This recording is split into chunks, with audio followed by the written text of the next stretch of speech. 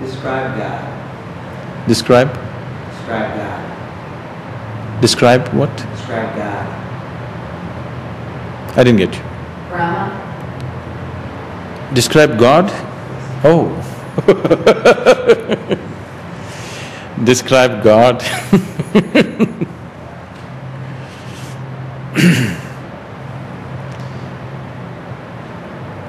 If God could be described, that which you call as God wouldn't be worth pursuing.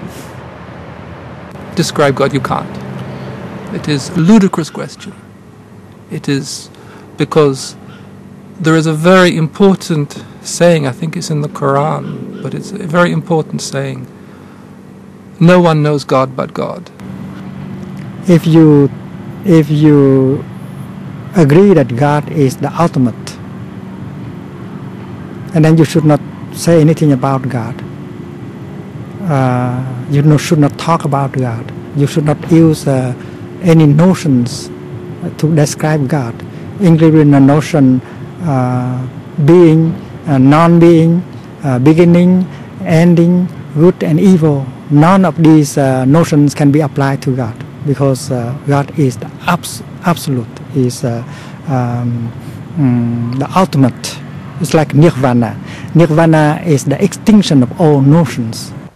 In other words, God is so big, so immense, so wonderful, so marvelous, so close to us, the source of our being, the giver of all gifts, that we can't possibly form a concept of him. We can only accept him, accept the mystery of this presence, and to contact him through gratitude and love, which admittedly is not going to heaven, but at least is a crack in the mystery that we begin to perceive that somehow everything that happens is manifesting the goodness of God, all appearances to the contrary notwithstanding. I know in many cultures around the world, God has always been established as some kind of an entity. Any entity, however large it is bound to be a limited entity. When you say something is, any something is always a limited possibility. So when you say God as an entity, especially an entity that you can describe or define, that means it is a limited possibility. If it's a limited possibility, it's just like you. One more thing. So you want to meet that or not, it's up to you. But what is being referred to as God is just people's idea. It's a whole lot of belief systems. Every culture believes its own kind of God. I come from a culture where there are a million gods, It's a very rich culture. If you can create a million gods, it's nice. Now, people have always been believing that if you believe in one God, everything is going to be okay. But our history is sufficient proof to tell you, one God people have been creating lots of problems too. Describe God. Where does he live? I need to start with saying, where does he live?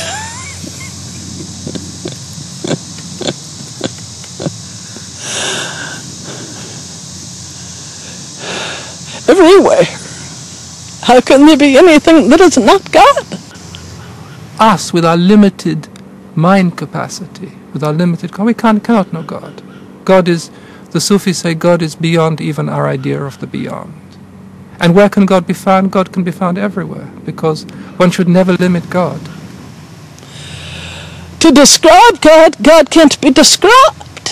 Like the Buddhist teaching, the Buddha talks about that which we call the unconditioned.